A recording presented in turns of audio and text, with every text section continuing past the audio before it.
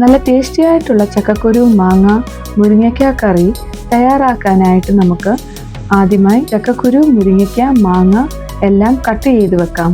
അതിനുശേഷം അരിഞ്ഞു വെച്ചേക്കുന്ന ഈ ചക്കക്കുരുവിൽ കുറച്ച് വെള്ളം, ഉപ്പ്, മഞ്ഞൾപ്പൊടി, മുളക് പൊടി ഇട്ട് നമുക്ക് വേവിക്കാൻ വെക്കാം. ആ ഒരു സമയം കൊണ്ട് നമുക്കൊരു പേസ്റ്റ് തയ്യാറാക്കിയെടുക്കാം. ഇത് നമുക്ക് കുറച്ച് തേങ്ങ, കൊച്ചുള്ളി, വെളുത്തുള്ളി, ജീരകം, വെള്ളവും കൂടി ഒഴിച്ച് നല്ലൊരു ഫൈൻ പേസ്റ്റ് ആക്കി എടുക്കാം.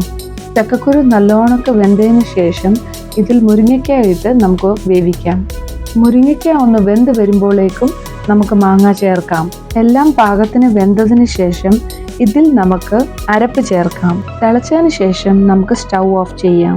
ഇനി ഇതിൽ കടുക് താളിച്ച് ചേർത്ത് കൊടുക്കാം. എണ്ണയൊന്ന് ചൂടായി വരുമ്പോൾ ഇതിൽ കടുക് ഇടാം. കടുക് ഒന്ന് പൊട്ടി വരുമ്പോഴേക്കും അതിൽ കുറച്ച് കൊച്ചുള്ളി, ഉണക്കമുളക്, കറിവേപ്പില, കുറച്ച് ഉലുവാപ്പൊടി കൂടെ ചേർത്ത് നമുക്കൊന്ന് മൂപ്പിക്കാം.